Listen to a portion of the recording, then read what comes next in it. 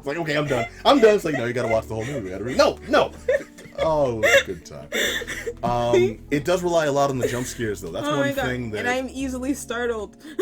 Yeah, but did you have a bad time? No. It was a good movie, and I did, and there were some legit funny moments. There was some, and not mostly from Bill Hader. Yeah, Bill Hader was just perfect for that role. Because he was exactly who I'd be in this situation. Just like, nah, screw this, I'm out. Yeah, nah, just get in the car and leave. His lines specifically that made us laugh were directly establishing his relationship with another one of the characters. With Eddie? Eddie? Was it Eddie? All right, well, with Eddie, yes, thank you. And that becomes a poignant part of the story, and I was kind of thinking that they'd gloss over that because the first It seemed to be more about like, oh, Pennywise is evil, and the kid's got to do things, and everything's gonna hit you hard, and the relationships in between, like amongst them, seem to kind of waver. And in this, no, I really got these dudes. Yeah, they've got like a real frenemy relationship going on, but they're actually tight.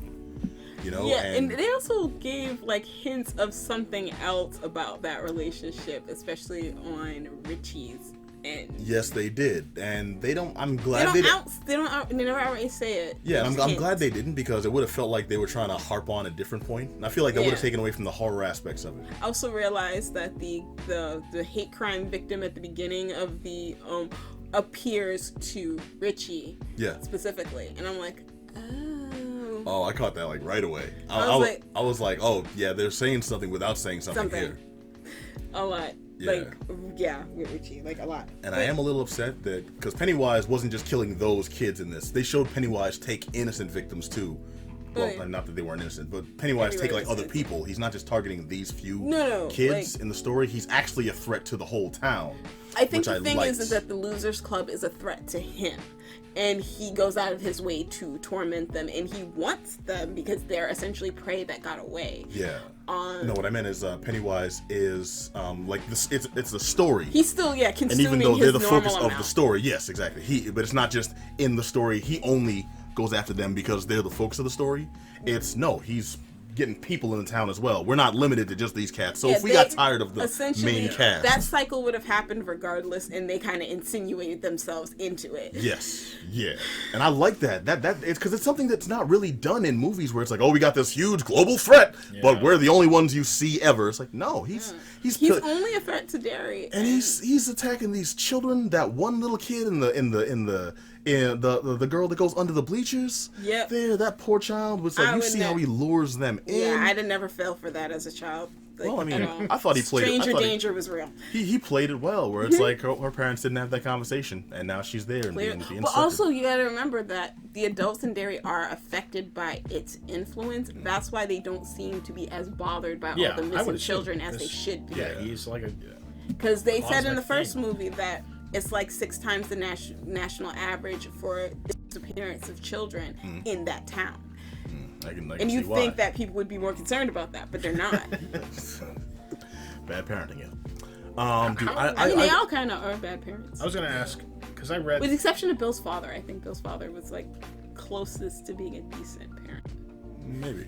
Because you can see he was visibly affected by Georgie's disappearance. Yeah, he also paid the freak attention to his 2 kids. It's just when he asked his older son to babysit that he, messed up. I was going to ask, how long was this movie? Because I heard it was like 3 hours. It almost. It was like 2.5-ish. Yeah, it wasn't 3 hours, but it was. You felt the length after. Well, actually, no, you didn't feel the length. No, I walked out of there thinking like, oh, am I gonna have to pee through this whole thing or whatnot or what's going on? It was actually. We walked out surprised at how long we've been in there. Like I think there are certain moments in the movie that drag a little bit, but because most of the surrounding scenes don't. Yeah, it still worked for the length. Yeah, and to be fair, the child actors are definitely more compelling than the adult actors. Really? Funny enough, even though most of them are seasoned actors. Yeah, you got like James McAvoy. Yeah, Jessica Chastain, great job. Isaiah Mustafa, the Old Spice guy, the Old Spice man, who I thought was the weakest in this, and so disappointed. Though you can also tell that they hired the children actors first and based their adult versions on them. Yeah. Oh yeah. Yeah. Which I mean was a good move. I mean I could see the slight resemblances in some of the faces. Yeah. And I was looking I didn't for even it. think about it. I thought about this later, but the guy who plays Eddie and the guy who plays Child Eddie, Yeah. yo, they look a lot alike. Yes, they do. Yes, I they didn't do. notice it right away until I saw them side by side, watching an interview of them later, and I was like, wow, you actually do look a lot alike. Like, you could be related. Like, that's how much you look alike. Mm-hmm. And every scene with Eddie, I thought it couldn't get grosser than when he turns at the house in part 1, and then that leper's just in his face, and you see like but it the got snot, worse now. and so many things going in that poor guy's mouth. I could not look at that. There's so many I things was in like, that poor man's oh no, mouth. it's gross. Just- It's gross. Yeah, I don't do gross out stuff that well either. Oh. If you Yeah, can it tell. I was really like, depends. Every one of those especially scenes. when it's like body fluids. I don't like body Oh, fluids. I don't know. Like, It depends on the Depends on the fluid. convincing it is. No, it doesn't. It was the scares in this, it wasn't all just jump scares. Like some of the stuff was actually like legit horrifying. And even Just if it to started off look with a at. jump scare, when then they show you that longer shot, the Paul Bunyan statue, Oh yeah, that was my scream moment. Because like, I was because it was out of frame completely, and then all of a sudden they turned and it's like, I was like, oh no. yes. And then it's Also, like, oh well, it's creepy, because creepy in things that like one that instant. Then they actually- hold on it. Because those kind of statues and whatnot actually do scare me in real life. The big. Yeah, they're creepy. So they it can be. It was a smiling thing a minute ago. I was No. just in New York. It's freaking Jebediah Springfield. I was just in New York City, and we were walking by the neighborhood, and they was just in somebody's driveway. It was like a giant-sized Alvin and the Chipmunk from the movie, and it was like seems sun horrifying. bleached, like it had been in the sun for like 10 years, and it was that's and I'm just like, if this was night, this would be the creepiest. That's Yeah, unnecessary. see? So- You see how these kind of things are terrifying? No, I get it. Every time I'm in the financial district and I see that bull statue, the balls are just like there, and oh god, what's happening? What's wrong? Yeah. But no, I dug how they went out of their way to make sure it's not just jump scares in this. They actually established the creepy atmosphere. When you actually see the people in peril and it's ongoing, you felt the danger escalating. And it wasn't just like they relied on that initial scare and then that's all they had. Like fixating on these things. And the ones that you can't see but you know are there, like the one dude in below the pharmacy. That he was when he was just like in like a shower curtain or something and doing like the Harlem Shake under there. Yeah, you know, see, just I'd have been gone. and it's just you just stuck around now. You want I'm like, no, leave, run. And essentially, I was that black person in theater going, no, run, don't leave, don't go down Shayna there. will put a knees to the breeze there, dude. I enjoyed this so much, and I thought I didn't think they could still carry the same juice that they did from It Part 1. Because It Part 1 I thought was really good, was probably better than it deserved to be. And with It Part 2, with the exception of the ending, which I thought was cheap. Which I realized that was the other thing I was trying to remember when we were going out the thing. The ending is almost entirely different than from the original miniseries and the book. Well, okay, just break it down for us. I mean, spoilers. Well, I mean, in the original, within reason, they just kind of That bike comes into bigger play. Okay. What you call it, Beverly's abusive husband, Bill's wife also come into play because they actually do show up in Derry, both of them. Oh, okay. I remember the bike in the miniseries. Yeah, that's actually how the book ends too. Okay, all right. Because the bike was a joke. The bike was a joke. All right, but yes. Again, why it would have made more sense if they kept the timeline to what it was. No, in the no, book. you're right. You're absolutely Like, there's right certain there. like cultural touchstones that were part of the story that don't work now that you've moved it in time. I was very curious This about does- that.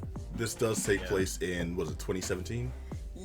No, it's because too when they're children, it takes place in the 80s, but in the book, it was more like the 50s, It was 50s 60s. to 80s, and they kind of just tried to bump it up to Yeah. what it would be now. Whatever I mean, it would makes be sense. 27 years later. Like, Okay, yeah, so like 1992. yeah, I so. think but that's the thing though, because one of the kids is riding a Huffy, and the one next to him is riding like a 1950s. Silver bullet, the silver bullet rusty, bike. crusty, dusty ass bike. This That- dude, Nina went That would clowned so hard by his boys there. it was like, again, that made more sense in the original story because it was the 50s or at least the early 60s, somewhere in that time. And I frame. can justify some of that too. Like, why isn't it more modern? Why does nobody have a Nintendo? Because it's New Hampshire. Yeah, So, no, that's the what I'm other getting thing. at- Small towns sometimes. Oh wait, Derry, don't- Maine or New Hampshire? Derry, Maine. Maine. Okay. It's Stephen King. It's got to be Maine. Yeah. Yeah. He's single-handedly. Who did have a ruined cameo? the city. Yes, I almost missed Oh, it he until you did? pointed it out. Wow. I almost missed it until you pointed it out, and then I'm like, oh yeah, that is him, and he still looks like a Muppet. Yeah, I told him it's because Stephen King has no upper lip. He looks like He looks like have a very interesting. he looks like a Dr. Seuss figure, man. It's like a because he has no upper lip. I keep telling you, no upper lip is what makes his face look weird. If he had a lip up here, I hope it's not. it would look like a complete face. I hope he Because doesn't there's have, no like, a upper lip. deformity or something. It's just straight. well then. He was in that really bad car accident. I hope he didn't have like a scar or something. I mean, possibly, but I don't. I think he had more It's like like Mr. body damage. Mr. than King, I'm sorry, actual but I don't know. face. I to don't save know your about life, that. we had to remove your lips. Yeah, sure. He never, he never had lips. they weren't there. They thought something was wrong Like with him. he but is there like was the more. whitest white dude from Maine, so he Yeah. has no lips. Which That's is fair. a hard. I mean, that's an accomplishment.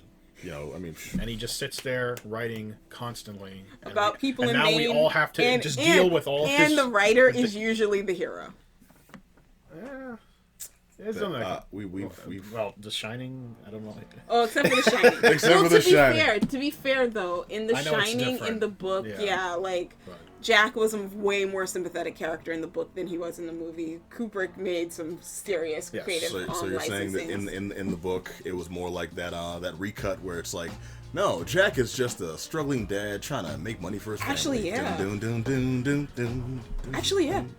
Well, Because he wrote that book to get when he was trying to it was cathartic for him because he was trying to get past his drinking addiction because Stephen King's an alcoholic. So he was trying to kick his alcohol addiction, and he wrote The Shining during that. So Jack's like transformations have a lot to do with how he felt and things he wanted for himself. you know what? I am Jack's total lack of surprise. All right, so what it comes down to is Stephen King's It Part 2. It definitely carries as a good follow-up to Part 1. I really enjoyed this. I didn't expect to hate it, but I don't think I expected to like it even days later as much as I still do now. There are some things I would have liked to have seen them do different, mainly the ending. And not that it was bad. I mean, we all know it's based off a book. We know how it ends in general. Yeah. But I think the acting and the way that approach, like some different actors could have made that really work. And I think just because of the ones they had, it didn't. But besides that, I mean, I had a great time watching this. I had a great time laughing at you. I enjoyed myself. He's like, I'm gonna take you to see beginning more to scary end. movies. It was, this is a thumbs up. Stephen King's It Part 2 is a thumbs up. You think they're going to do a prequel? They were talking about that. That might I be mean, a bit these much. make so much money. Like, the first movie made gangbusters. This one's going to make a lot of money, I bet. My thing is like I'm really waiting on somebody to cash in on the fact that all of his books are connected. Well, Dr. Sleep, that's coming out soon. They're doing that. I just want to see Langoliers. Again, they already made that as like a bad I mean, they TV. already No, made no, it as no, a TV like, movie. Do that again? As Wow. they did it as a TV Yes. miniseries, Yeah, but of I want to course. see the 2020 version of Yeah, Langoliers. I'm sure that they're Still talking starring about- Bronson Pinchot for some reason. I'm sure they're talking about doing all this maybe stuff. To be honest, They have to that's be. the thing. Like, because another thing that like they allude to in his expanded universe is that Derry kind of disappears after it dies. And what you call it? I really enjoyed that running joke about the bad endings, which was funny. I couldn't tell if it was a joke about his books or the movies based on his books. It has to be though that being self-aware. Yeah, that was very self-aware. That was a funny joke though. But yeah, I give thumbs up as well. Like, All right, and even though you watched it like this, I saw most of it, and Bill Skarsgård is legitimately scary as Pennywise. yes, like, he is. That dude without was- any actual like CGI, even though there was some CGI, even without it, he was even even the one time they showed him without the makeup. Yeah, because he's 9 Still feet tall and has scary. that cock eye. So Yeah, he's He got is not that 9 look. feet I mean, the voice and everything. Yeah. He knows what he's doing. If you don't have a good Pennywise, why make the movie? Yep, Yeah, so really. that's pretty tune in important. next week when we talk about Bill Skarsgård starring in the Kindergarten Cop remake. All right, so Stephen You know King's that's a rock It Part vehicle, 2. if ever there was. Like, let's be I would- real. The Rock and Kevin Hart again. No. I would It'd watch be, it'd be The Rock and Jason Statham. I would see that. Are you kidding? I actually would, Day one. Sign me up. Kindergarten cups. Alright, but the movie is Stephen King's It Part 2, follow-up to Stephen King's It Part 1, and apparently earns our seal of approval here. Yeah, this was a good time. How do I all? Yeah, I'm actually surprised. This was an all thumbs up show. Yeah, take a person that is scared of scary movies with you, and you can laugh at them while the movie's laughing at the Look, movie. I'm sorry. It was just fun.